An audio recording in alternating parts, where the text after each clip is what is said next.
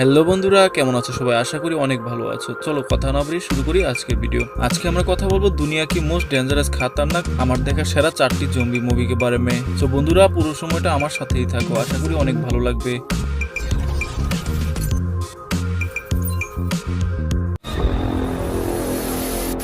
Peninsula, যে মুভিটি train two বুসানের second part বলা হয়েছে। এই মুভিতে দেখবেন একটা জাহাজ মানে শিপ সাউথ কোরিয়া থেকে জাপান যাওয়ার উদ্দেশ্যে রওনা দেয়, কিন্তু ওই শিপের ভিতরে যতজন মানুষ ছিল সবাই ইনফেক্টেড হয়ে যায়, কারণ ওই জাহাজের ভিতরে একজন ইনফেক্টেড মানুষ ছিল। তারপর জং সিউক, যাকে আপনারা স্ক্রিনে নায়কের রোলে অ্যাক্টিং করতে দেখবেন, সে তার বন্ধুকে নিয়ে জম্বিদের বিরুদ্ধে ফাইট করে ওইখান থেকে জীবন বাঁচিয়ে হংকং চলে আসে। তারপর হংকং এ একজন বিজনেসম্যান বস জং সিউকে একটা অফার করে।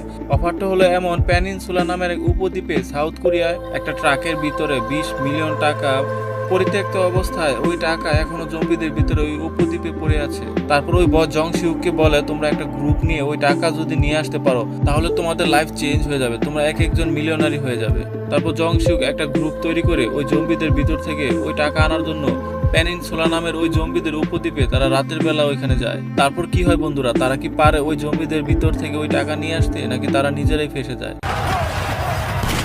해가 지면 움직이자.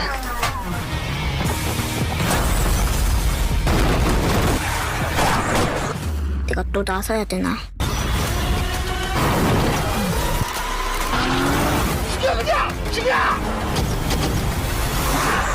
잡아!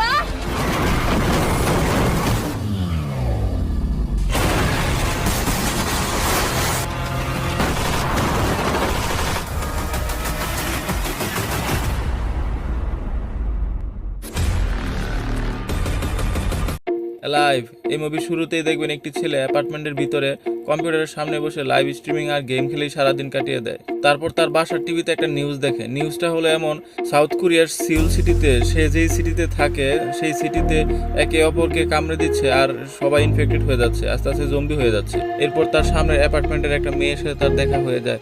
ওই মেয়েটা ওই অ্যাপার্টমেন্টে জম্বিদের সাথে সার্ভাইভ করে বেঁচে ছিল। তারপর তারা বেঁচে থাকার জন্য প্রতিনিয়ত জম্বিদের সাথে লড়াই করতে থাকে। Do you think we can survive this? We have to survive. We'll survive together.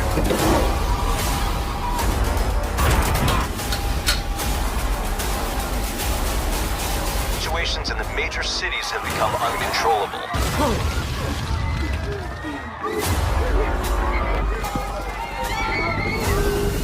Are you ready? I'm coming. I'm leaving now. Oh, Jenna, you got this. We're still alive!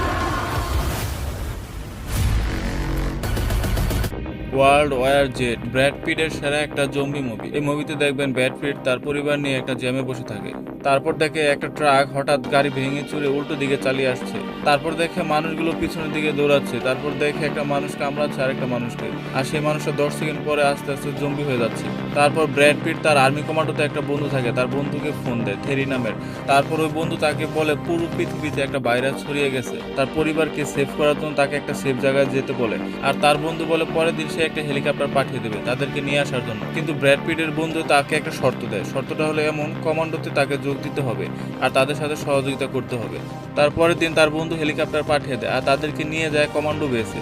আর সেই কমান্ডো বেসটা হলো একটা সমুদ্রের মাঝখানে। তারপর Brad Pitt আর্মিতে যোগ দেয়, তার পরিবারকে রেখে সে আর্মিদের সাথে বেরিয়ে পড়ে এই ভাইরাসের ভ্যাকসিন খুঁজে নিয়ে আসার জন্য।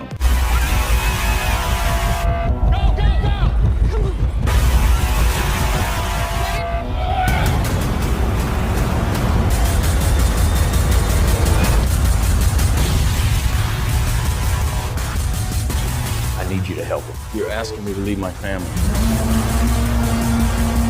I'm not gonna force you. Don't pretend you're not well suited for the job. Baby? Tell the kids I'm coming back.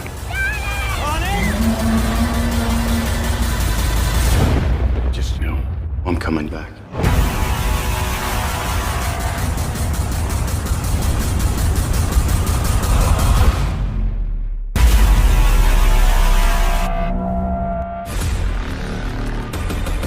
Train to Busan. সিওকু নামের এই ব্যক্তিটি তার মেয়েকে নিয়ে তার ওয়াইফের সাথে দেখা করার জন্য মেয়ের জন্মদিনে সিওল থেকে বুসান যাওয়ার জন্য ট্রেন স্টেশনে যায়। তার মেয়ে আবদার করেছিল তার মার সাথে দেখা করবে সে জন্মদিনে, তাই সে আগের দিন রাত্রে তার মেয়েকে নিয়ে রওনা দেয় বুসান যাওয়ার জন্য। কিন্তু ট্রেন ছাড়ার সময় ভাইরাসে আক্রান্ত একজন মেয়ে ট্রেনে উঠে পড়ে। তারপর মেয়েটি কিছুক্ষণ পরে জম্বিতে পরিণত হয়। পরে ট্রেনের সবাইকে একে একে কামড়াতে থাকে আর ট্রেনের সব প্যাসেঞ্জার আস্তে আস্তে জম্বিতে পরিণত হতে থাকে। তারপর কি হয় বন্ধুরা, সিওকু কি পারে তার মেয়েকে নিয়ে তার ওয়াইফের সাথে দেখা করতে?